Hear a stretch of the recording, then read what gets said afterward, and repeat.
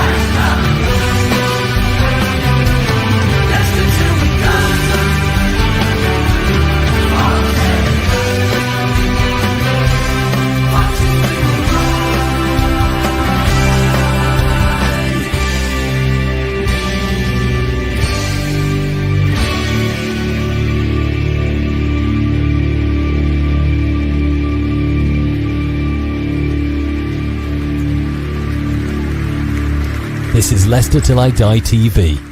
Watch and subscribe on YouTube and listen on your podcast platform.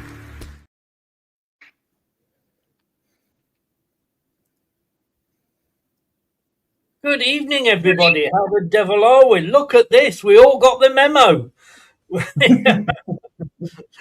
Tell you what, I wish I'd been there at the weekend.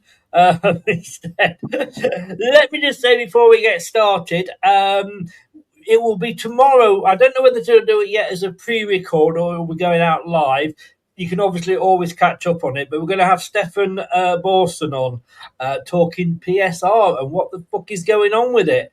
So just a little show there. We did probably if we do it live, it'll be about 3:00, but you can watch it live. But look, what's going on with PSR, guys? Have you any idea? No clue at all. Should have been sorted by now. I think it's the great mystery, isn't it? I mean, for me, I think the club already knows what's happened, and I think the consequences of that are what's being borne out at the moment. The frustrations in the crowds, you know, the lack of attendances. We've all spoke about how much we're not as bothered this season because we're fed up. True. Reece, look, we're going to cover a few topics today, and if anybody comes in and suggests other ones, we'll probably talk about them as well. I want to say hi first of all to Paul. He's not in, but he has become our newest member. $1.99 if anybody wants to join. Does help the channel. There's a link in the description below.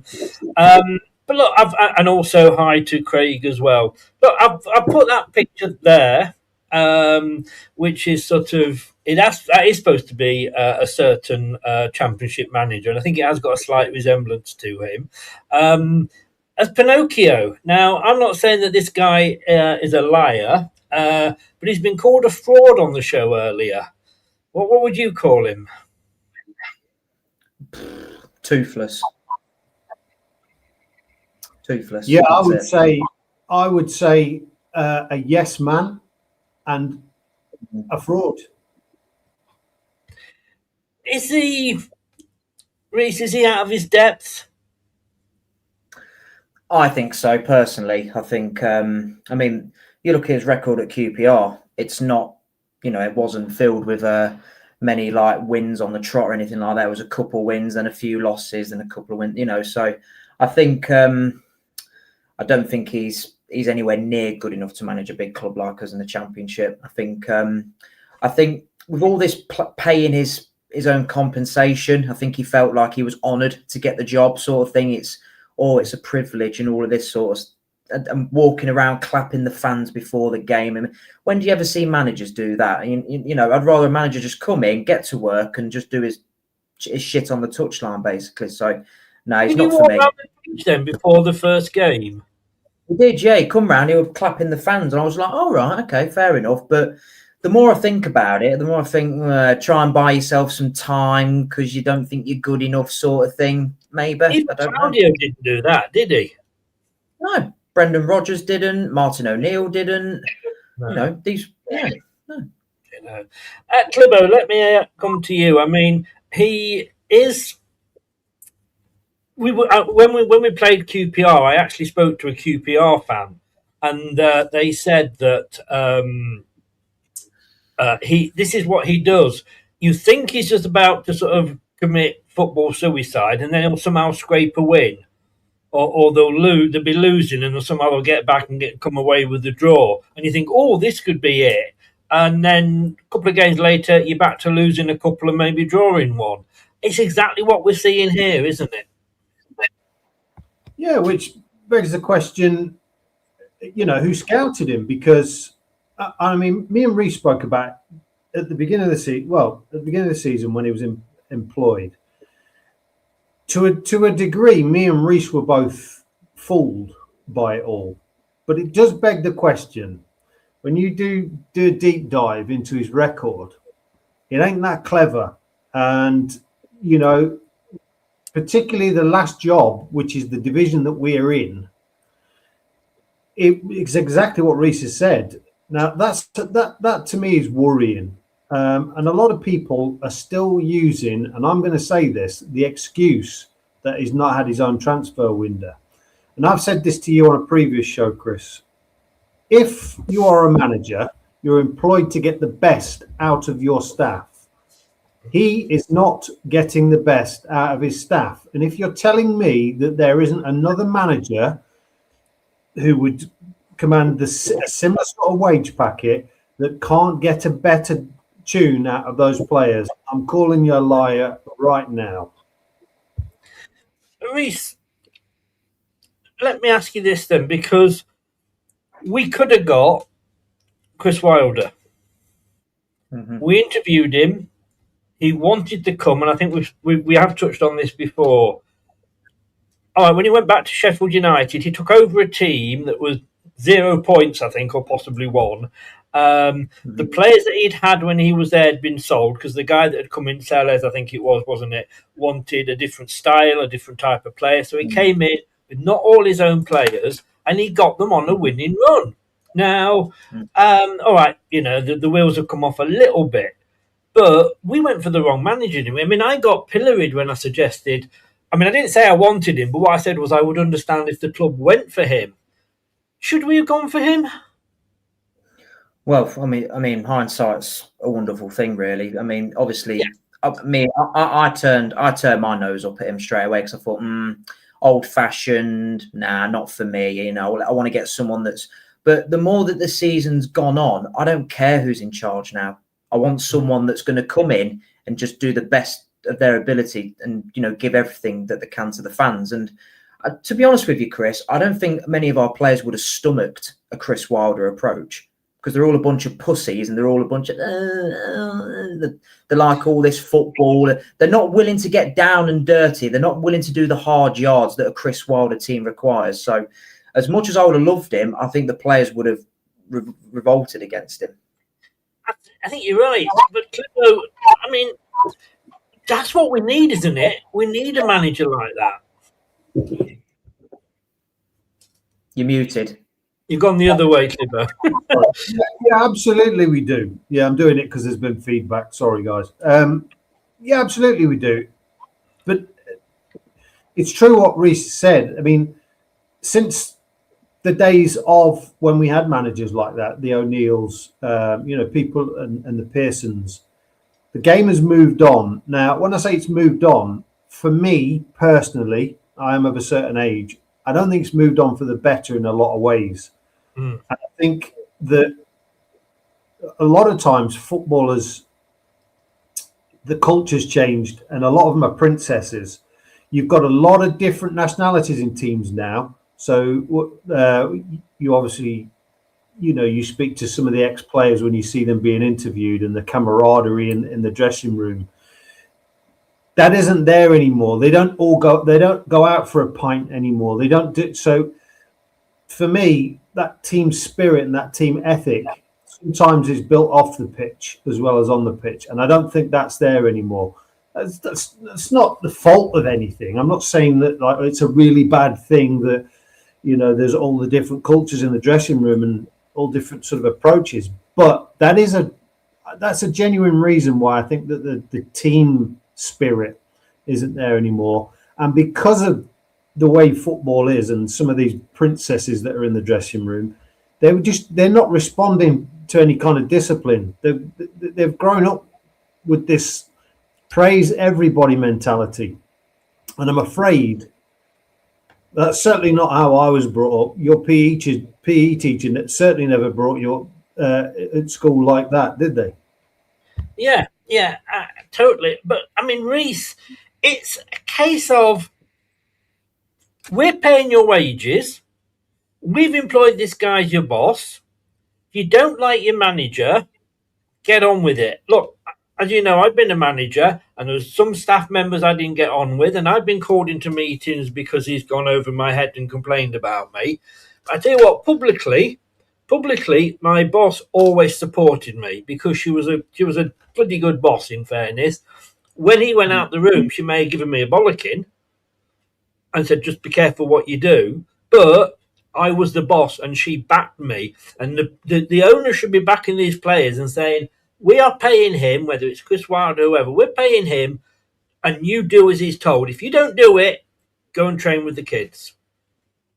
Yeah, you're spot on, Chris. You know, that there's lots of people, you know, there's lots of bosses that we ain't all like, but we have to get on with it because it's our job. But unfortunately, with how football has gone and how much money, like ridiculous amounts of money that these players get paid, they think, right, they can go above. I mean, as much as I love Jamie Vardy, I bet he had a big say when it comes to going speaking to the owner and stuff like that. Which, look, we all love him. I've got him on my back. I mean, look, I mean, listen, I loved him, but unfortunately, I don't agree with him having that much power when he's an employee of the club, going above and talking to the owner and doing things behind manager's back. No player, I don't care if your name's Jamie Vardy, Lionel Messi, you shouldn't be doing that. You're an employee of the club. Can I just say, a number of years ago in my previous life, you wouldn't believe it, but I used to be a teacher. I was a music teacher. And there were several occasions where I'd be in a classroom where a teacher couldn't command the classroom. So the head would come in and bollock them. And what that actually did was create an even wider barrier between the students and the teacher, where the students were like, well, this pussy ass can't even, he's had to go and get the boss in. And it did create more of a divide. So maybe that wouldn't work either. No. And the days have gone, I guess, of, Alex Ferguson. And I showed the video earlier, and I might well be showing it again, Clibo, in a bit. But yeah, the days of, the old tea going everywhere and the boot in the head and everything have gone. Look, we've called this stick or twist. I'll come to Reece first. I think he's a bit late now. I do think his job is safe, simply because I don't think we're going to afford to sack him, because we've got Rude sacking in this season's PSR. Look, should we make that decision now? We're 19 days into the transfer window. We've got rid of one player. And can I just say, I am missing him already. Mr. FaZe, I'm missing him. I'm missing him that much. Look, can you see there? Look, I've got a sideshow mob. Got more hair than Clibo. Who came back on, was on mute, so I didn't hear a word he said. So May in the corner. Yeah. From this angle, when I turn around, he has got a bit of a look of FaZe about him. But look, that's all that's happened. We've been linked with players. We're linked with everybody, aren't we? But whether we've got the money or not, I don't know. Should he get till the end of the season? Because all I'm seeing, Reece, and look, we spoke the other night when I was, I did my falling out of love with the club show. I look at this and I just see Ruud van Nistelrooy Mark II. Like I said to you then, it's like the old Scooby-Doo, rip the mask off at the end and underneath him you'll find Ruud. Because he's sticking to the same thing week in, week out. That team should, there's certain players that shouldn't have been in there, which we'll come on to. Do we cut our losses now? If we do, that'll be 10 managers in 10 years. from a footballing point of view, yeah, we should have cut our cloth last year. I mean, I think it was after the Wrexham game when we drew 1-1, and I said to Uncle Clibbo, "Nah, he's not for me. I'm sorry, I can't back this." So from a footballer perspective, yeah, he should go. But unfortunately, because these fucking clowns at the top ain't got a clue what to. This is why this appointment had to be so important, because, like you just said, we've got Rude's sacking PSR thing on this season. So that's why you would have been safe with a Wilder, with a Deitch, or anyone of that ilk. Because, all right, you may have not got what you wanted, but at least you'll know you'll be safe, sort of thing. But now, I don't think we will be safe. If we get these points deductions, I think we could go down. And I mean that, because these players ain't got the bottle or the fight to keep us up in this league. So I think he should go, but he won't go because, unfortunately, these clowns can't fucking pay him off. But Reece, let me ask you this then, and then I'm going to come with the same two questions to you, Clibbo. Who do we get? And if we get anybody, I mean, I got shot down with this in the earlier show, is that, whoever comes in, he's still got the same shit to play with. But he has, we might have somebody that will pick the youngsters, let's say. Can't do any worse. Who is out there that we could get in? Well, the choice that I wanted, I mean, the two choices that I want have both got jobs now. I would have gone for Lee Carsley for his record with young players and obviously he's won 2 youth tournaments with England. But also I would have gone with another safe appointment. All right, it's nothing flashy, but Michael Carrick done an okay job at Middlesbrough. But unfortunately, he's gone to bleeding Middlesbrough now. But unfortunately, there's managers out there. What'd you say, Chris? He's gone to Manchester United. I know, yeah, exactly. And he's gone to Middlesbrough. No, sorry, he gone to Manchester United. Sorry, he done a good job. He done an okay job at Middlesbrough. They just couldn't get to the playoffs with him. But I think for what we need some stability, and I think he would have offered that stability. But unfortunately, he's got a job now. So, but there's managers out there. If you do your due diligence and you go and look in these countries, France, Germany, Spain, Brazil, Argentina, there's managers out there. They're being plucked from everywhere. Look at the Sunderland manager. No one had a clue who he was. Now everyone knows who he is. And look at a fantastic job he's doing at Sunderland. You do your work, you will get a good manager. Clibbo, same question to you. Should he stay? And if he doesn't, who should we get in?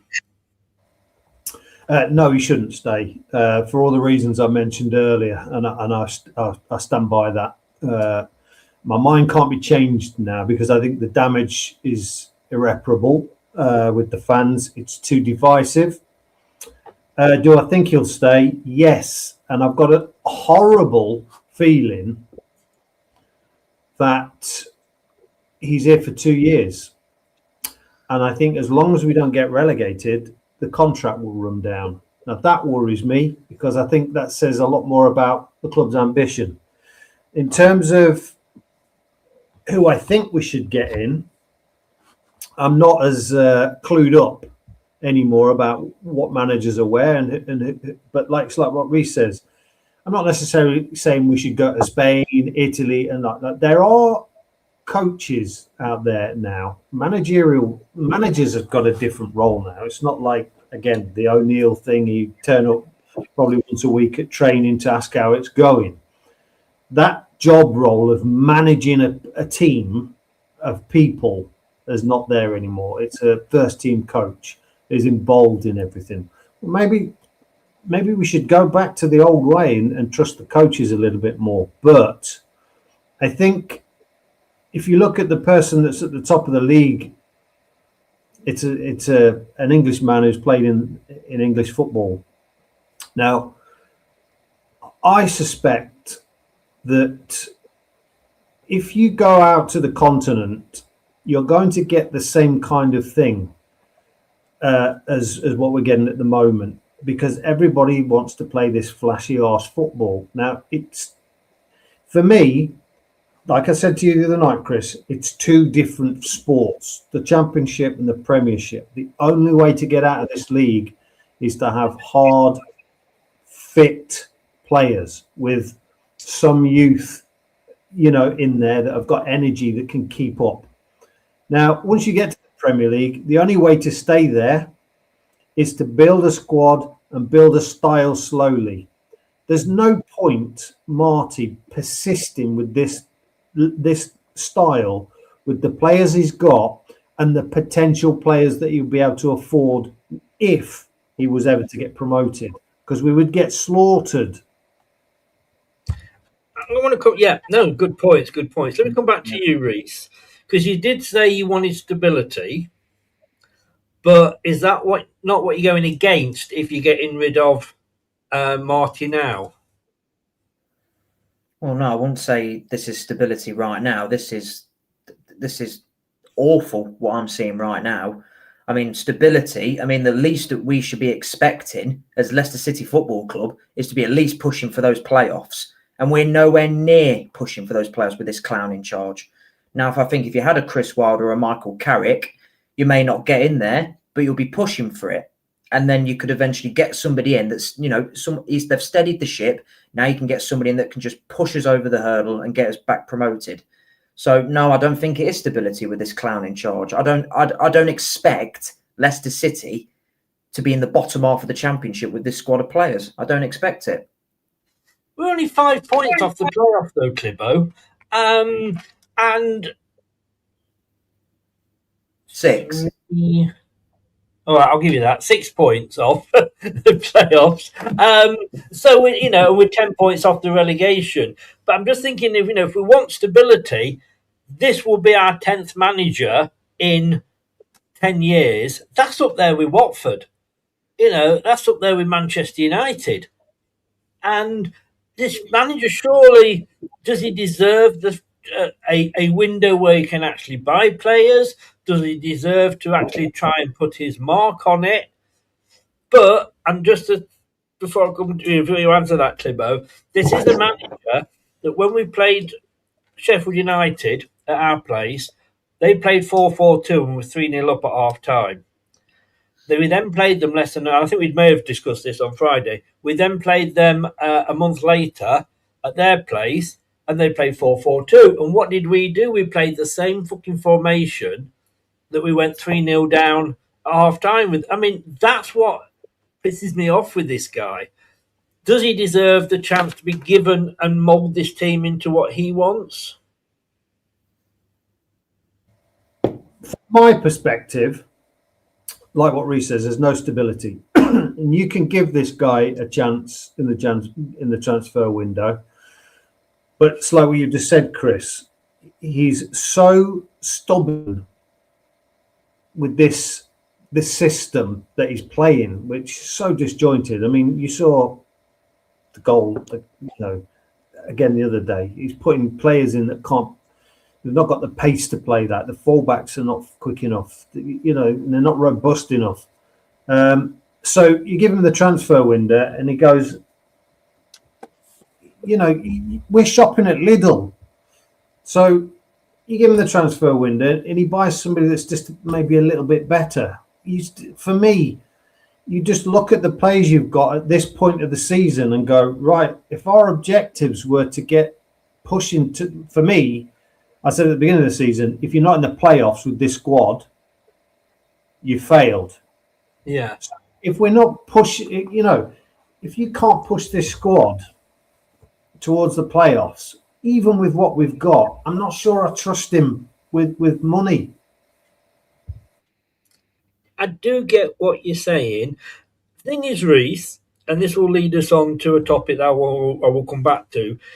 We're playing this 4-3-2-1, which I have. 4-2-3-1. Let me get it the right way around. Although it probably wouldn't be any better the other way.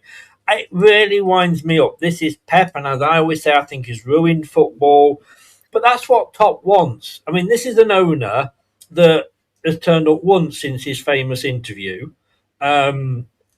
Wants us to play this way. How the fuck does he know how we're playing? Because he's off riding a horse and hitting his balls around with a wooden hammer.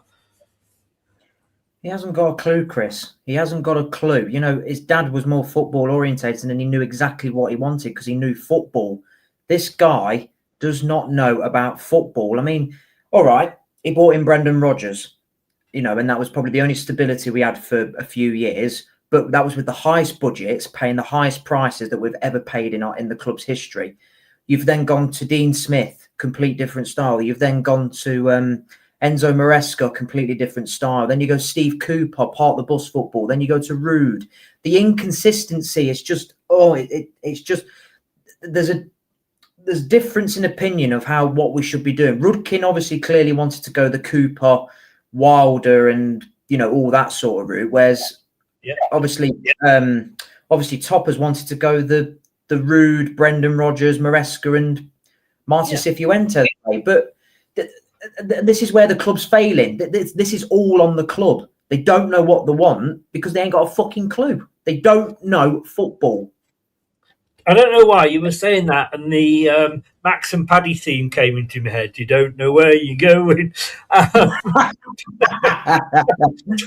know why. Couple of points Scott's made there, and you've said this a few times, and it's a fair point. Dave Challoner at Stockport County. We need to go for maybe like a Martin O'Neill that has come up through the thing, but he also says, and let me ask you this, Clibbo, that we failed to back Brendan, which we did. We didn't back him at all. I mean, we did fail to back him. Had we backed him, and we didn't because of PSR, but Top's that bloody secretive. He's more secretive than the Gestapo were in the Second World War. So we had an idea what was going on. His manager didn't know what was going on and didn't know he'd have any money. What could have happened if Top had backed him? Well, I've got a feeling, because obviously there was some bad blood going on there. I've got a feeling that in some ways I will back the owners if this is true. I think that the owners saw what, where they would have to cross over to actually get to this sort of promised land, this top six, persistent top six. And I actually thought, they probably thought, right, we're fishing in a massive pond here and could get into very, very big financial problems because, we were spending big money. And I think Brendan is a very ambitious man, which is fine.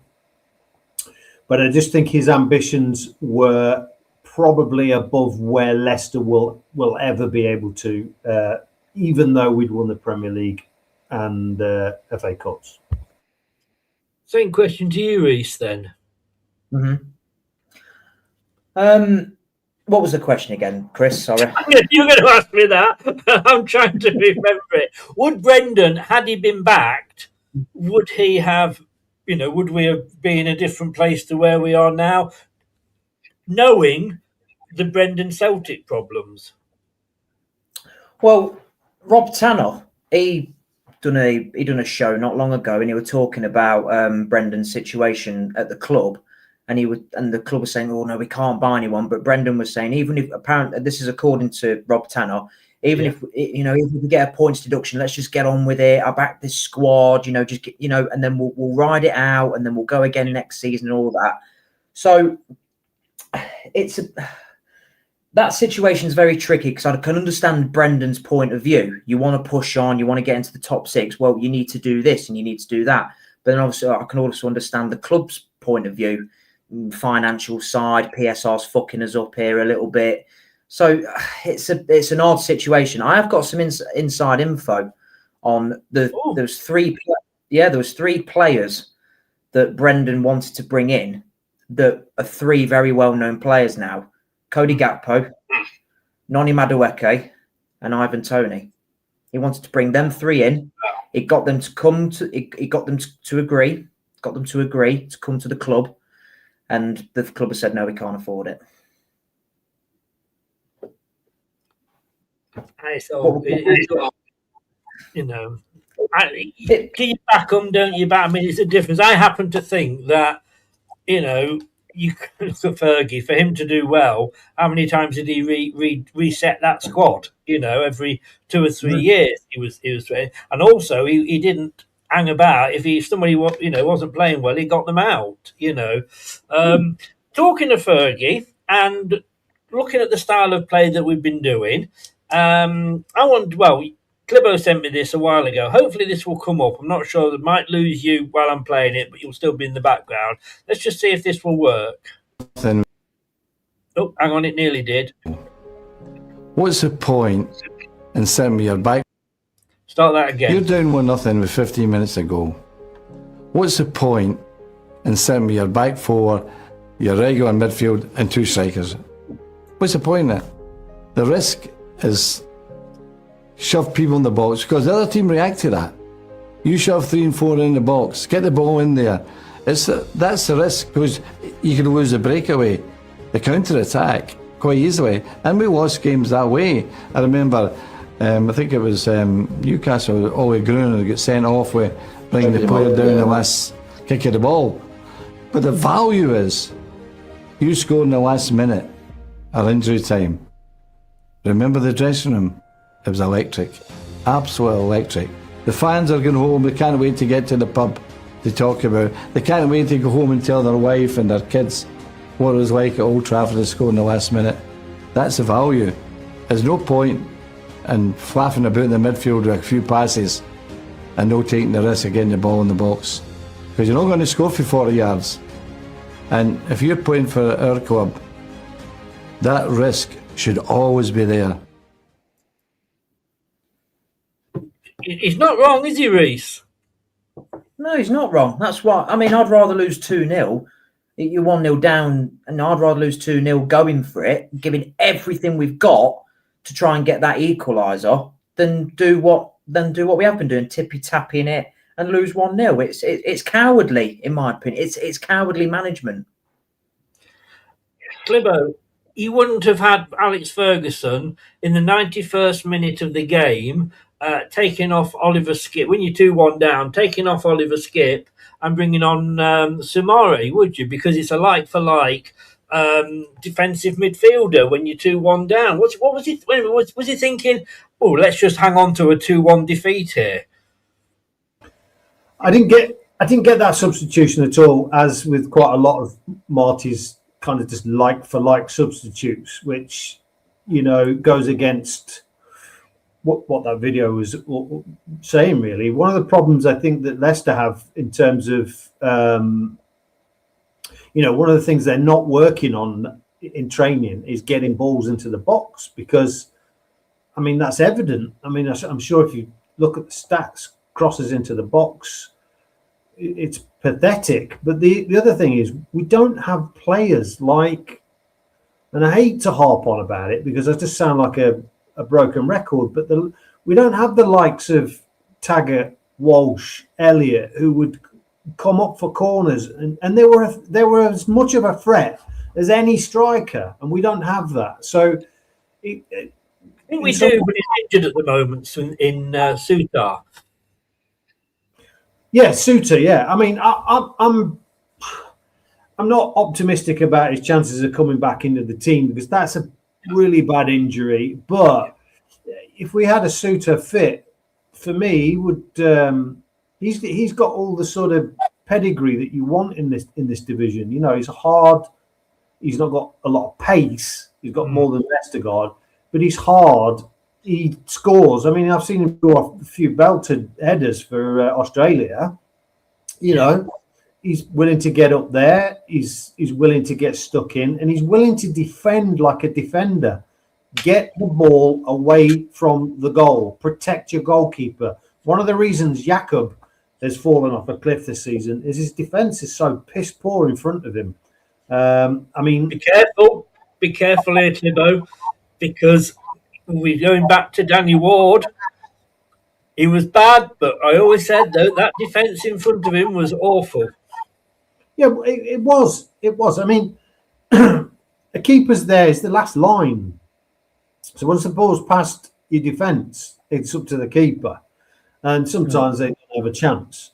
But I'm talking about things like last season when he came in for Mads. I felt that the defence, some people will argue against this, but I felt the defence looked more confident when he was there, and he was coming out catching balls. He was making good saves. He was a good shot stopper. And despite what other people say, not all keepers are great shot stoppers. They've got other qualities. Not all strikers are great goal scorers. You know, but he demonstrated that he has those qualities. Now, there's a lot of people now slagging him off for being a really poor keeper. But I think the fact that the defence is at least 50% of that, the reason he's dropping off the cliff. Now, those defenders can't get forward because they're slow. We're putting Ricky P in there, slow. You know, Thomas, not very quick at all. As I should imagine, Okoli's probably your fastest defender. And Nelson, who's got average pace. So getting them forward and getting them back again, you know, you are taking risks. I really don't know what the solution is. If you remember, sorry, Reece, carry on. Just quick, Les, just quick one. Would you be happy if Souttar was to come back fit? Would you take a back three of Souttar, Okoli, and Nelson? Because I think that could work really well. On Friday's show, you know, the one that you were off, Peggy. Yeah. What's that one? Hey, blame your uncle. He's only jealous. I'm jesting, by the way, of course. But I actually came up with two formations, and one of them was a 3-5-2, and I actually had Vestergaard in the centre of the back three, and Okoli and Nelson either side, and that's because you keep almost like a sweeper, if you like. Don't let him go up front, and just keep him at the back defending. So yes, I would. But if Souttar was fit, I just don't think we've ever given him a good opportunity. And honestly, he's been injured, obviously, really badly as well.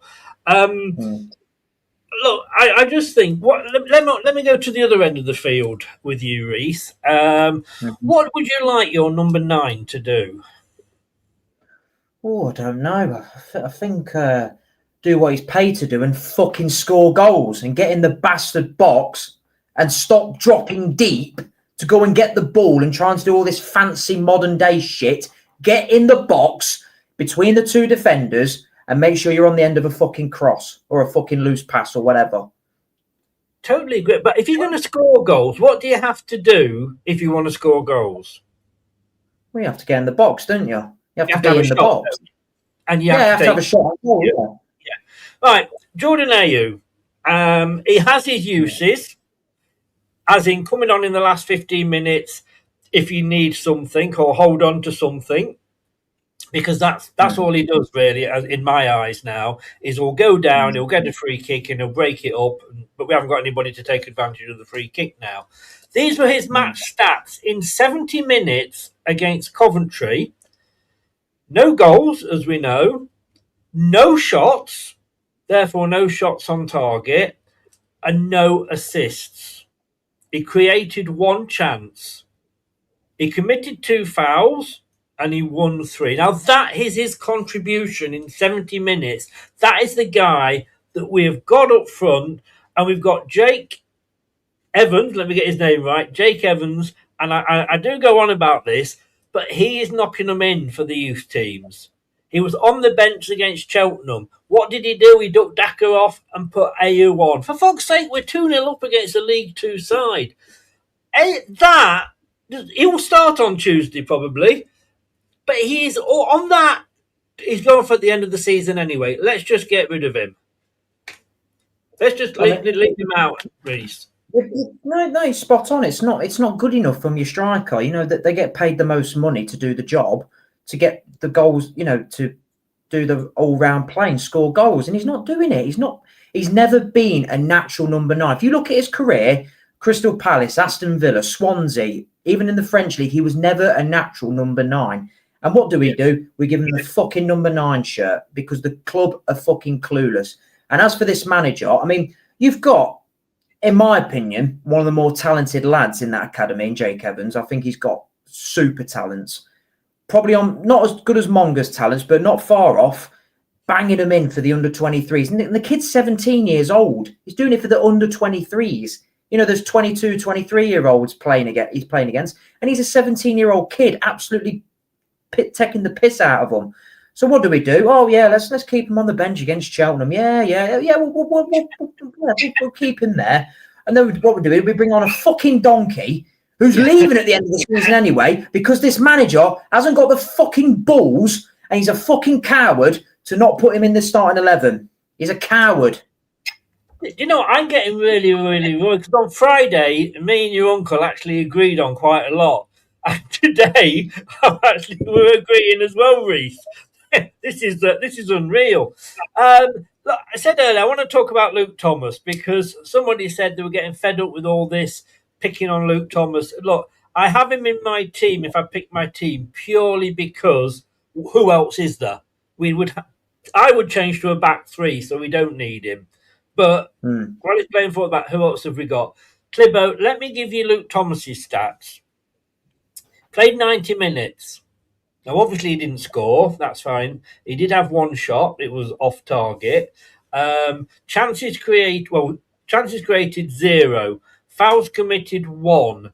Fouls won 0. Total passes in 90 minutes, 38. But how much of that was across to Nelson and back again? Passing accuracy, 81%. Total now this is your left back. How many tackles do you think he made in the game? I'm trying to think. A couple. 4. Yeah. And he only won 2 of those. Look, we'd be up without again. Yeah, but again, thanks, but again, it is a problem. And I'm not saying that if we got another left back, we suddenly start being brilliant. There's more than this whole team isn't just Luke Thomas, but he is awful, and maybe he's just his role is as a backup if we get another left back in. But surely any manager worth his fucking salt would look at that and go, "Fucking hell, Luke, that's not good enough." And I'll tell you what we're going to do. We're going to go to a back three, so I don't need to use you. Have a bit of time off. Go away and get your head right. Is that not what you do, Cliff? Is that not what any other manager would do? Yeah, I believe so. I think one of the deciding factors to that is that we are short on centre backs. In case anyone gets injured, we've probably got 3 centre backs. Sorry, that's my dog in the background dreaming. Sorry. Yeah. And don't call your partner that. That's not very nice. No, it's. I personally am tired of watching the system fail and occasionally get a result. Now, if you're telling me that we can't play a back three, if you're telling me that a back three is worse than this, then that's also on the manager, because I think this team, I think it's time listen, if something's not working, you've got to change it no matter what. And I think the 3 at the back is a perfectly reasonable thing to try. When we were 3 down to Sheffield United, at half time he actually changed it and went to a 3-5-2. That second half, we were the better team. We really had Chris Wilder on the ropes. He was having to make changes and he did not look happy on the touchline. So we know it works. And he comes out and says, "Oh, that second half, that's how I wanted us to play." Well, play that fucking formation from the start then. And yet, when we played them again, and we played them and they went 4-4-2, we went back to 4-2-3-1. That's the problem with this. That's the problem. And often, I'm not just going to label this at Marty. I think it's a modern philosophy. You go to coaching school, you develop your own style, and you stick to that. And that's what you spend your life. A bit like Enzo and a bit like Pep, that's what they do. And it's okay for Pep because he's got the players to swap like for like if one of them's not pulling his weight. But your average teams can't do that. And I honestly, it baffles me. I scratch my head. I have to say, and I mentioned it in the comments in in your review show. This is the most pissed off I've been this season after a game. It was the Coventry game, to the point where, me and Reece speak all the time, particularly after a match. I couldn't answer the phone because I was fucking raging, pissed off, and it's largely because every time I say it to myself, I can't watch this anymore because I'm just getting fed up with it. And I thought, right, I'll give it a watch. It's the Coventry game. It's a little bit of a local derby. It's not, it's not like what you were saying earlier. It's not really got the same significance to me as it used to have. But I'll watch it, and the same again, exactly the same again. We capitulated. We all knew we were going to capitulate, and I don't know what he says to them at half time, but whatever he says to them, it's clearly not working because we keep coming out. I mean, we allowed. I can't remember the stat, but I think Coventry, once if they go behind, I don't know if it's in the first half, they don't win. And I thought, well, there's your omen already. They'll do it, and of course they did. Let me ask you this, Reece, because I disagreed with Brad and Steve on the review show, because I said he went for it at Cheltenham. There was more youngsters in the team. I still think he should have had Jake Evans on there and not AU. But to me, yes, it's a derby, but to me, I mean, I predicted a 2-1 loss. I predicted 2-1 to Coventry. Never fucking got it right all season, but I did on that one. Now, to me, look, we're going to the team that's top of the table. Yeah, they're having a bit of a wobble at the moment, like we did. But to me, that local derby, as an older person, isn't what it used to be. So my first question to you is, how important to the local derby was that game, or was it just another game and it happened to be against the neighbours? No, I find them quite important because we have a chance to knock them off their perch a little bit. Try and get one over them, and try and make them a little bit scared. All the top of the league, all the gaps getting closer, and if we could have got a result, we could have done that to them. So yeah, I was begging the lads to win this game, but and I agree. I agree with the team that you and Uncle Clibbo picked. I would have had Jake Evans in there. I don't care if he's 17. He's good enough to start. He's good enough to be in that squad.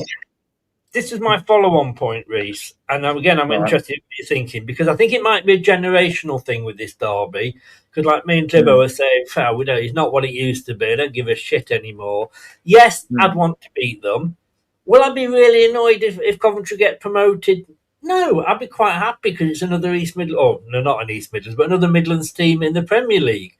If they end up in the playoffs and lose in the final, will I laugh? Yes, I'll laugh my head off. But, it's a team that's been through the mill like we have, like Derby have. But the way I looked at it this was pretty much, in my eyes, a free hit. I was saying on the watch along before I went to the pub that, we're not going to win it. Like I said, I picked 2-1 and I said, we are not going to win this. This will not be 1 point or 3 points. We're going to lose this. It's a free hit. So if it's a free hit, why not stick Jake Evans in there? Why not put Louis Page in from the start? Why not put a Luco back in instead of the fucking old guy we've got at the back and at the right back? We'll look at his stats in a minute. And I absolutely got shot down because it's a local derby. If we lost 3 or 4-0, we wouldn't be happy then, would we? The youngsters are getting the game time. I'd sooner see them play against Coventry, where we were never going to beat, in my opinion, and then bring, say, big guns. That's debatable, against Wrexham, where we could get 3 points. Well, I think we've got to look at the bigger picture here and think, right, we ain't going to get the playoffs. We're probably not going to get relegated, although it is a possibility. So let's start building these kids up for next season when they're ready, and then they'll be ready to start, and that be a bit more bulked up, and they'll be a lot more prepared for next season. So yeah, I would have started Monga. I'd have started Jake Evans. I'd have started Louis Page. I'd have started Aluko, because I think Aluko, even though he's only 18, I think he's got the physical attributes. I think he's got the engine to play in this league. Louis Page is growing already. I've already seen it in the last few games. He's confident on the ball. He always wants the ball. They're the players I want in this fucking team that are going to take the game by the scruff of the neck. Yes, he's only 17. Yes, they're going to make mistakes. But I've got something to be proud of, right? We're building a local, young, hungry team that want to play for the club. And let's not forget, Chris, they're playing for a career, because they'll eventually move on. They'll eventually move on to bigger things, but they're playing for something. They're playing for their local team, and they're playing for a career. I'd get more joy out of watching that, especially in a local derby. They would have given everything. They might have lost, but they'd have gave fucking everything. See, that's what I said. Do you remember when we played Watford? It was back under Brendan. It was in the FA Cup. They were a Premier League side as well as us. I think it was COVID time, and we'd got quite a few players out. And against Watford, the Premier League side, we beat them 3-1 or something like that. And then the following round, we came up against Nottingham Forest, who were in the Championship. And it was either 4-0 or 4-1. But we brought all the big guns back. You've got nothing to lose. I mean, we said, Clibbo, and you probably agree, let's just throw them in for that game. Yes, it's Coventry, but so fucking what? There's a big, like Reece said, there's a bigger picture here that we need to look at. Not just, well, we got relegated, but hey, do you know what? We got a point off Coventry. They didn't beat us. We got 2 draws in the season. Who gives a fucking shit? I think there's a couple of things here, isn't there? Because you have got to protect 16, 17-year-old players. So we can't expect them to be playing. But you're right. They need to be. By now they should be being introduced into the squad regularly, and for two reasons. We need to increase their value and their potential, and 2, it's evident to me that this team runs out of gas very quickly, and the energy levels drop. And that's no coincidence why we're only playing 45-minute games at best. And I think introducing younger players with energy creates more energy within the rest of the team. And there's just a little comment, excuse me, there's a little comment in the chat here, which I've had my eye on, and I totally agree. So it's Dorkowski's, but I'd love a modern-day Steve Howard or Alan Young, wouldn't we all? Someone for the wingers to cross to. Now, it is no coincidence to me that we're not getting goals from the wingers. They're dropped off a cliff, both of them. But whenever they get the ball forward, they stop. And obviously the intent is for our midfielders to come up, to create more attack. But the game stops and it's slow. And then it gives their team time to come back. You don't see the old-fashioned crossing anymore. What's wrong with it? I don't care if people say, oh, you're a dinosaur. Listen, football's a simple game. And if it doesn't matter how you get the goals, just get the freaking goals. Cross the ball. You're not going to get the goals if you don't cross the ball in, and we don't cross the ball in. We know Daka doesn't get the goals. We know Ayers doesn't get the goals. Fucking Lionel Messi wouldn't get goals in this team because the ball wouldn't get to him. We wouldn't pass the ball to him. This is my thing about going back to the Jake Evans thing. We have all got this we've built up this persona of Jake Evans from what little bits we've seen and what we've heard. We put him in a team that gives him no chances, like pretty much Daka and Ayew. What does that do to his confidence, and what does it do to the perception of the player that we're building up? There's the sort of caveat to that. I tell you what, though, Clibber, I'll come to you in a second, Reece. I'll tell you what I saw against Cheltenham was and the standard. We're lucky that this league is so bad because we are so awful. 6 points off, like you said, the playoffs, 10 off relegation. If we'd played like this last time we were in this league, we would be in a relegation battle. Because I'm seeing Leicester that they can't pass wind, but then nor can the other teams that we're playing. What I saw against Cheltenham, and yes, take into account that it's only a League Two team, but I saw them passing the ball to each other. I saw them knowing where A knew where B was going to be. B knew that Z was running up on the wing because there's enough youngsters in there to have all played together and know what they're doing. Where the main team is like a team of individuals. Yeah, it's like I said in the when we were speaking earlier, there doesn't seem to be that kind of cohesion where you would see players out in the town maybe going out for a pint and all sort of pissing in the same pot basically. And I do think that is a massively important part of any sort of camaraderie and sort of growing as a team. The other sort of thing to that is if you've got a load of young players with a load of old players, what influences are them older players having on the young players, and negative. It's a whole mess. Now, for me, integration slowly for young players is key. And I did think at the beginning of the season, actually, this is something Marty's doing. He's bringing in, Page. We've had so many false dawns where, you said about Lee Carsley earlier, Reese. Well, we had Steve Cooper, who'd won the World Cup with the under-17s. We thought, he's going to play the youth. He got in the oldest signings we've probably made in years. We keep having this. But they played well against Cheltenham, the youngsters. Give them another chance against Coventry. Like I say, to me, a free hit. But I want to ask you, because I know Tibbo's going to agree with me 100% on this. I'm going to throw this one at you. We talked about Luke Thomas earlier, and his stats were awful.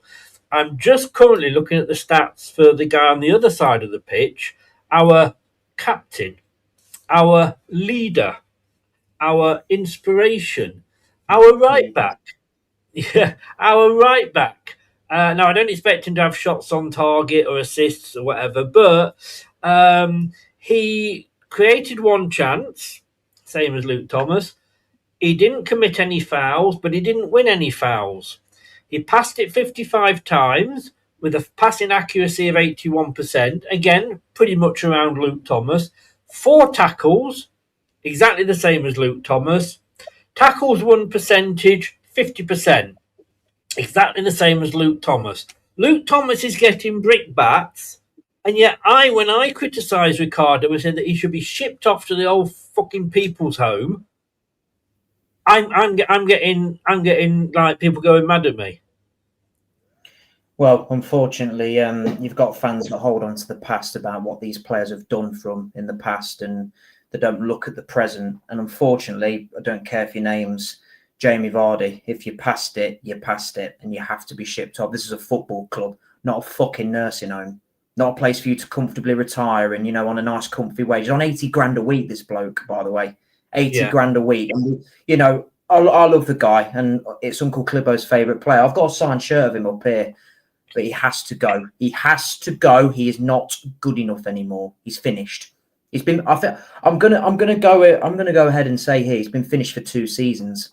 I think Enzo's season was his last good season, and then unfortunately, whether it was his fault or not, last season he looked past it as well. He hardly played.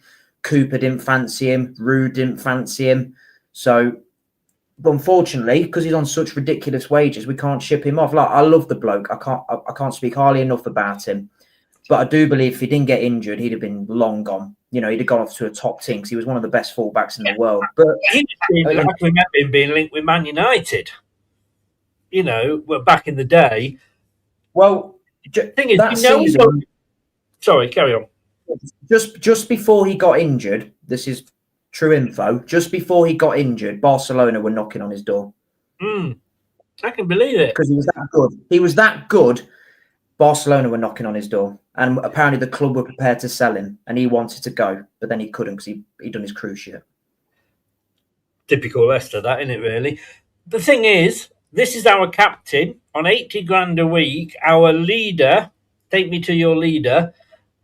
He isn't going to be playing tomorrow night. We know that.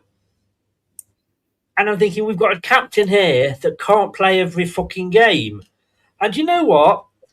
And I was down the pub because I made the choice because my daughter came up from London with her husband to be, if he ever gets around to asking her. Get on with it, Ali. Ask her. Get her off my hands.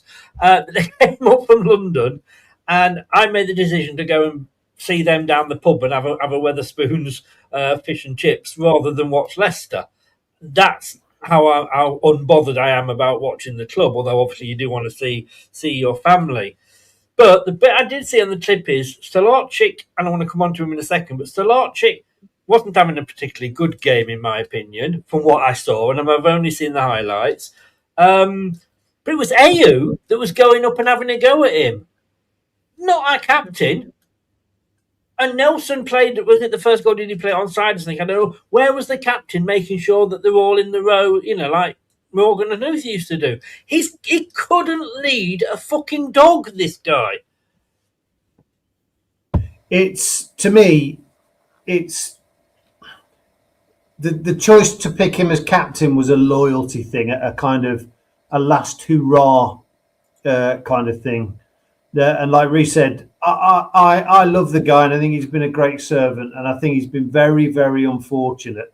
But it's like at 40 years of age, I was the fittest I've ever been in my life. At 20 years of age, I could have easily outrun my 40-year-old self. It's just how it is. Yeah. You can be fit as you like, but you don't have those fibers anymore. You're not turning as quickly. But one thing that does disappoint me with Ricardo is his awareness of where he is on the pitch. Sometimes I think it looks embarrassing, and I think for a good few seasons now we're getting caught out on that side of the pitch in terms of the space that the winger or the attacking midfielders have got, and I think Ricardo doesn't know, ironically, whether to stick or twist, and I think yeah, you did, and I think it makes him look like a twat. Yeah. Again, climb off that fence, Clibo. But yeah, again, I agree totally. And it's not that he hasn't, this thing that, it was his last hurrah, it was loyalty. If we were still in the top 6 or 7 in the Premier League, that's fine. We're fighting for our lives here. We're fighting for the future of the club. We can't be worrying about fucking loyalty, for God's sake. I want to come on to you on this last point about the team. For me, Stolarczyk should not be starting. I don't think he's making the right calls. I think we should have kept Everson and sold him. His decision, everybody was saying, he's better at playing out from the back. He's fucking shit at playing out from the back because he always passes it to a Leicester defender that's got two players marking him, and all this sort of, I'm going to let what used to be Vestergaard take the free kick, he'll pass it to me, and then I'll pass it off to Ricardo or whatever. I think get Bekovic in, and I can't believe I'm saying that because I wasn't impressed when we signed Bekovic, but at least he's got it up here to know what he's doing. Fluffing. I've heard a lot of people use that word with Stolarczyk. He comes out and he fluffs about trying to find the ball, like that. For me, Bekovic starts Tuesday. I'm going to disagree with you on that, Chris, and I need everyone to think. No, I mean you're entitled to your opinion. It's wrong, but you're entitled to your opinion. No. That is your opinion, but I will disagree with it. People need to ask themselves, why is he playing bad? Why is he playing bad? Because under Enzo and even under Ruud, he was doing the right things. And I would argue his distribution under Enzo was not too bad. It wasn't great, but it's better than what it is now. So is it him or is it the coaching? Because we've all seen what he can do when he's at full confidence and fully fully at it. He comes for the ball. That's his box. Get the fuck out of my box. And he's not doing that now. But we have to ask ourselves, why has he been poor?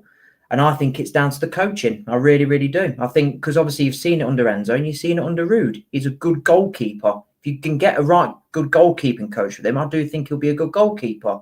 So I do think we should take him out of the limelight purely because this twat's not going anywhere.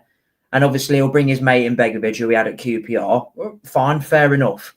But at the bigger picture, I would keep him as number one because I think there is a good goalkeeper in there, and I think he's young enough and good enough to learn from his mistakes.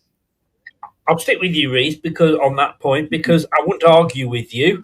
And I wasn't saying I do think Everson is the better goalkeeper, but it's I like oranges, you like lemons. But with regard to Leicester, yes, I'm not saying that we should never play him again.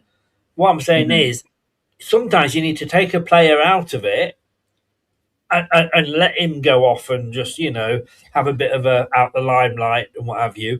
And I just think at the moment, put Begovic in for 3 or 4 games maybe. And,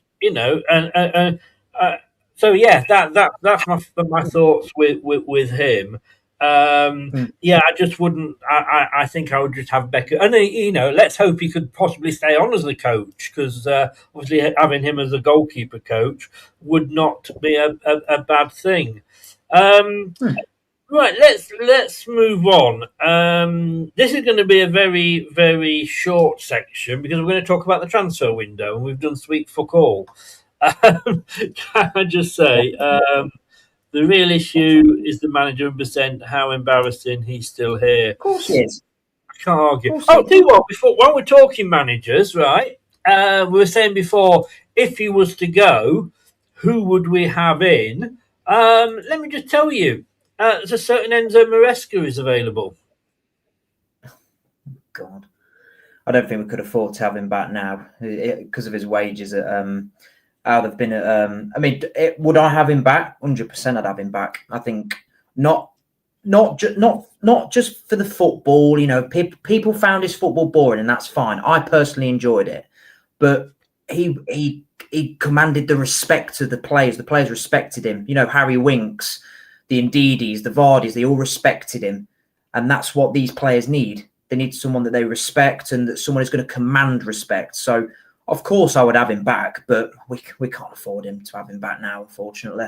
It's too much He might wages. be looking at it, though, Clib. I see where you're coming from with that. But, Clibbo, he might be looking at that and going, oh, I could sit here and I can just keep my Chelsea wages coming in because they'll pay me until I get another job.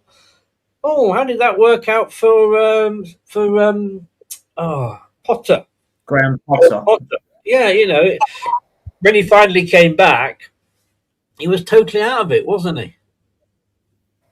I called that from the word go, and Reece will back me up on this. I said he'll stay out of the game too long, and the game will pass him by. And I mean, now he's a bit of an also-ran in it, and he's got to rebuild his whole career. Enzo, I think Enzo is a little bit more savvy and a bit more ambitious. Would I have him back at the club? No, I don't think so. Because it's clear the first opportunity of a Barcelona or something, he would jump at it. And let's not sugarcoat it. There was still a lot of fans that didn't like his style of football. And I believe that we had an unbelievable squad. He got us promoted. But do I think he would have kept us up with that style of football? Going back to what I said earlier, no, he don't, because he wouldn't have had the quality of player he needed. Yeah. No, you're quite right. I don't think he would have kept us up, and I don't think I threw that in there as a bit of a giveaway, but let's be honest with you, if he waits long enough... I think he'd have kept us up. I do, purely because... Purely because it's just my opinion, he'd have his own players. These are the players I want, not fucking Bobby Decordova-Reid and fucking Jordan Ayew because of that fucking twat coming in the door. he would have his own players. No, I don't want that. I want my own players that fit this system and that are just better than what we've got. That would be my opinion. I think he would have kept us up. You think given the amount that we were allowed to spend, if you look at what Cooper spent, although it was a reasonable amount for Leicester, you think he would have got decent enough players with that amount of money to play that system? I don't think for a second he would have done. I think he would have done, because there's players out there. We've seen them. There's multiple that have come to the Premier League for low cost, low wages, and they fit the system that they play, and they all play pretty much the same way. So I think if we'd have had good scouts that we have in the past, then I do think he would have spent the money more wisely. That is just my opinion. Obviously, you don't agree, Uncle Clive, that's fine. I agree. He would have spent it more wisely. I can't argue that. And let's be honest, at the end of the day, we know Enzo's just going to sit there and wait for Pep to leave, and he'll probably walk in there. Out of interest, of course, the other option is Xabi Alonso. I'm joking with that one. I think we definitely break PSR with that one. But of course, let's not forget Ruben Amorim. I mean, there are players out there. Ange Postecoglou. I can't believe I'm reading these players out. My favourite, Eden Terzic, but again, he's been out of this now 2 years in June. So again, what about Gerrard? Sorry, would you take Gerrard? Oh, would I fucking hell no? Why would I take Gerrard? You know, I mean, the jury's out on Lampard. He's doing well at the moment, but back to Betonian Police, yeah, you know, I'll have a pint or whatever you're on, Dorsky. Right, transfer window. And this is the thing again with Leicester City fans, is that we when we won the league, if we'd have won the Premier League and then gone out and bought a player from a lower league team, Reese, from a outside the four leagues for £1 million, we would have got, the fans would have absolutely pasted the club, and we're because we're Premier League champions now, we shouldn't be getting players from non-league. The rest, as they say, blah blah blah. But I found myself looking at this. Absolutely delighted, it says here. Leicester City reaction given as Foxes miss out on Birmingham City transfer.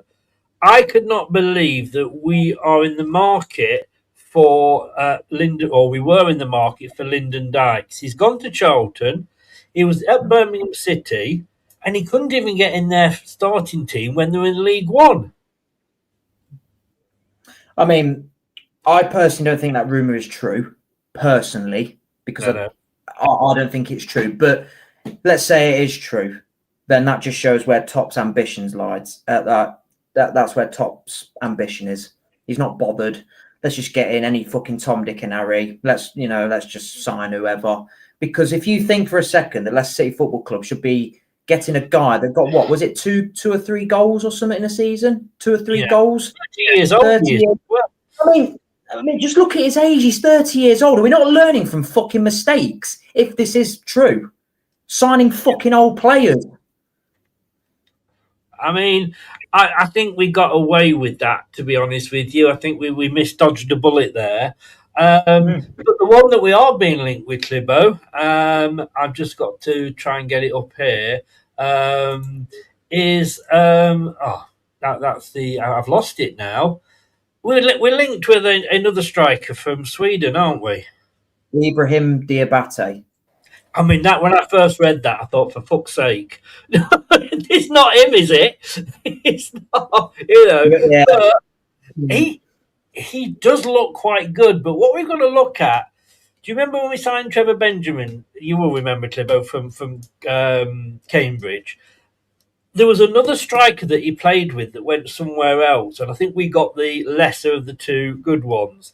And when we look back and when we signed Daka, he was fucking playing up front with Haaland. No bloody wonder he was scoring so many goals, and we got the wrong one there. He got the better PR. He got the better PR out of them pair as well. He had better PR when he was there. I don't. They loved him more than they loved Holland. So, what do you think, Clibbo, about this guy? I personally think if he comes in, we've got to back him. I mean, I'd be interested to see his style of play. I've not bothered to go YouTube him at the moment. But again, it's for me, if you're not creating the chances, you're setting up any striker for a fall. And I've said this to Reece on several occasions. If you were a striker at our club, knowing that there's only one striker plays at a time, and the amount of chances that you're not getting, you got to look at that and think, right, if I want to progress my career, do I want to be in a side that creates no chances? I'd say no chances, hardly any chances for the strikers. And we seem to be, well, certainly one of the only teams I've seen this season that scores goals, majority of them from long shots or attempts from long shots. Now, I'm not saying that they don't create chances within chances, because keeper saves one, parries it, striker, Vardy, but our strikers are completely devoid of any confidence now, and they're not getting those chances. And I think, it's like, listen, I hope this guy comes and I hope he turns out well. But for me, if you've got any ambition, you've got to look at Leicester and go, God, I'm not even getting any scraps. I'm going to look like a flop here. And I think that's unfair. It's totally true. And the season before last, which was Diabate's first in the Swedish top flight, he scored just one goal in 20 appearances. Last season, somebody picked him up on a free, and last season he got 18 in 29. And my worry is that if we get him, will we get the 1 in 20 guy, like Clibbo said, because we don't get the ball to our strikers, do we? Well, and that all depends on the manager, really, how he sets him out. Because from what the manager we've got, because let's say Marty's still going to be here. Well, unfortunately, if it's the manager we've fucking got at the minute, then I've not got much hope for the poor guy, because he will be feeding on scraps, because we've got two wingers that try and cut in and try and do everything on their own because they think they're Billy Big Bollocks and think they're the top dogs at the club. But if you had, an Albrighton, crossing the ball in, I think he'd do all right. But obviously, we don't have one of them. So we've got to find a way to get strikers to score more goals. Now, I've looked at him. I've done a bit of due diligence this afternoon on him. And he's a very well-rounded striker. He's got pace, he's tall, he's strong, he holds up the ball, he scores all types of goals. So you've got multiple ways that you can get the best out of him. But do I trust this manager? No. Will I back him? Of course I will. I've got to back any player. I've seen a lot of fans going, oh, he's got one goal in 20 games. Oh, fuck off. Just back him. Give him a fucking chance, for God's sake. And my fear is with our fan base, after 5 games, oh, he's not scored. Oh, that means he's shit. And that'll happen. And they'll get on his back. And we've done what we've done to Iheanacho and Daka, Slimani and Ahmed Musa. Give him a chance. Don't start me on Musa. I loved Musa, but he was not a winger. He should have been played in his main position. Slimani, we didn't play to his strengths in the Premier League, but he was all right for us in the Champions League. It was heading them in. I just think this guy, he's not going to cost us a huge. They're talking about 2 million. I think they're talking about 2 million. 2 million. These days, it's nothing.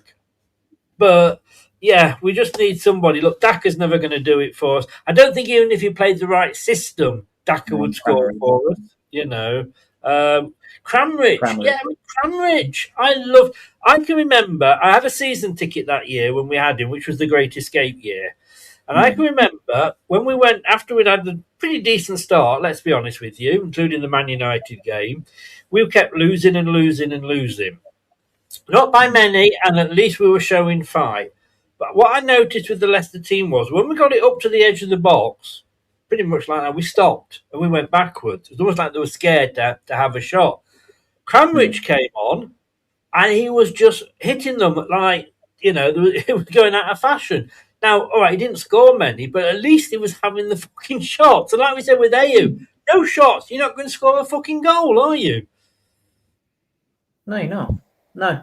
I tell you what I would love to see, and it's something I thought about earlier. I'd love to see. But we're not back to the porn, are we? No, you have to sign up for that these days. No, I would like to see more creativity in the side, and I was sitting there sort of going, how could we do it with integrating the youth? I think Reece would agree with this. I think if you allowed the two wingers to do wingers' jobs, you put Monger in a 10 and Page as an 8. I think you've got pace, trickery. I don't think the wingers would get doubled up on as much because they'd be frightened to death of Monger. And I think you've got Page who would drive the ball forward. I literally can't argue with that. And what I'm going to do is, if this works, is when I went 3-5-2 the other day on Friday, Clivo, and oh no, I hadn't got it on that one. No, hang on a second, that wasn't the which one's that one? No, I don't know what I was doing on that one. Let me bring the other one. With the sort of team that we've got at the moment, this is how I would have liked to have seen us set up for this game. I don't know if you remember the team that I picked, which was nothing like the one that Marty went for. But I'm hoping that I had Monger there in that number 10 position. Because to me, he's wasted on the wing. Put him in that number 10 position and say, go for it. Just go out and enjoy yourself. Because if he's getting two players marking him, I think we said this on Friday, that will leave Mavididi and Fatawu with some space. And also, he's going to get taken out and we're going to start getting penalties. I like player. I've always liked teams, and obviously before this system thing became a thing in modern football, when we would watch games as younger people, you always had that maverick in the team, that one player that was allowed to just go where they wanted on the pitch. Because they were so creative, they saw things that other people don't. And I think Monger's development is being stunted because he's being pigeonholed into this in a position that it's not his best position. No. He's being judged on being a winger, and from his own mouth, he's not a winger, he's a 10. And I think he could be given a little bit like Maddison did, to be honest. He was a bit of a maverick and was allowed to sort of free roam about. And he didn't do too bad for us, did he? No, and you look at those players. How many of those players were allowed to just go out and be themselves and just do what you want, just go and confuse the opposition? Once you try and get, and I'm not saying Monger's at this level yet, but once you try and sort of rein these players in, Paul Gascoigne, you just had to let him go out and be Paul Gascoigne. Glenn Hoddle, don't try and pigeonhole him. Just let him go out and do what he's good at. Gareth Bale, it's all...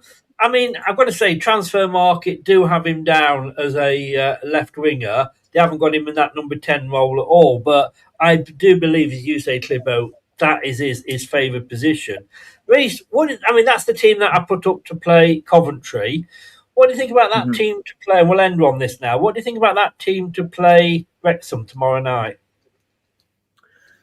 I like it, but obviously that left side still worries me, because obviously we've seen all season that them pairing just don't work as a pairing. Mavididi doesn't cover Luke Thomas, and Luke Thomas just isn't good enough, full stop. So I don't know what I would change there. I would personally, if that team was the team on, I'd be all right with it, but I'd still be worried about that left side, because Wrexham would just completely target it. Me personally, I would go to a back three. I'd have them three. I'd have Aluko, Akoli, and Nelson as a back three, because Aluko can play centre back. I'd keep Jordan James and Oliver Skip. I'd have to find a place for Louis Page in that team, though, because I think with how he's growing in confidence, he wants the ball, and I think he's the kind of player that will take the game by the scruff of the neck. But if that is the team, I can live with it. But that left side worries me. I'm going to say, obviously, this is the starting lineup, but not necessarily the end lineup. And Louis Page and Monga can be swapped. But I don't know if you remember me saying this, Clibo. The reason that I've done this was based on the fact that this is the formation that Marty Cifuentes is going to pick. We know he'll start with a 4-2-3-1, and my problem with that is who the hell else is there to play at that left back position?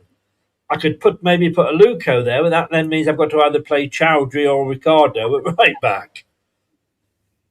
Well, at this point, I would say Skip did a better job when he was put there. Well, but then would we lose out by moving him back there? And who do you then put in there? Do you put Chowdhury in there? Well, yeah. Listen, Chowdhury gets a lot of shit, and I listen. We're the only fan base out of all the teams that he's been to, as much as I can remember, that have given the guy a lot of stick. He did well at Watford. He did well at Sheffield United, and we seem to be giving him a hell of a lot of stick. I've always said this, and Reece went to school with Hamza, so he's grown. Watched him. He was mates with Hamza at school, so he's watched him play. I've always said with a player like Hamza, there are rash mistakes, but I think every team with any ambition in that division, with the physicality and the way you need to be up for it, you need a Hamza in there. You do, because when nothing's happening and he goes straight through a player, a legal tackle, it makes the crowd get up and go, come on.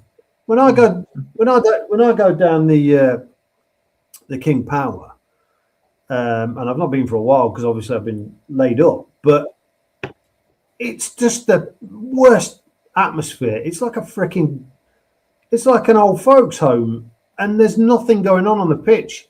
You see Hamza going for a crunch, and you think, right, that's what we want. Sometimes he gets it wrong, but that's the risk, isn't it? Can I just say before we finish, this narrative about him, he's a red card waiting to happen. The guy's only picked up 2 red cards in his whole career. Really? People, he's a red card waiting to happen. He's only picked up 2 red cards, one for England when he was in the under-21s, and one under Brendan. He got 2 yellow cards. He's only had 2 red cards in his whole career, but he's a red card waiting to happen. Jamie Vardy's got more red cards than him, but is he a red card waiting to happen? Well, on that, no. I mean, but yeah, there we go. Sometimes players get this reputation, don't they? And Richard said he's heard Thomas won't be starting tomorrow. Be interesting to see who is there. I dread to think who is there. Gentlemen, thank you very much. Appreciate it. Are you free on Friday night? The great words of the great John Inman. You are referencing John Inman and Peggy made way too much, Clibo. I do like a bit of John Inman. Well, moving on. Reece, are you free? Yes, I'm free. Yeah. Brilliant. So, we'll 9 o'clock, Fox's Forum 2 again on Friday. Gentlemen, thank you very much. Thank you to everybody that was in the chat. Really appreciate it. And if you've been listening via your local podcast platform, thank you very much for lending us your ears. I will see you, if not during the day to see Stefan, we'll see you tonight on Tuesday night for the watch along. Take care, everybody. Good night. Good night. Thanks for watching. These videos are tremendous. You better like them too, or I'll be back. This podcast is proud to be part of the TalkSport Fan Network. TalkSport. Powered by fans. That will conclude this evening's entertainment.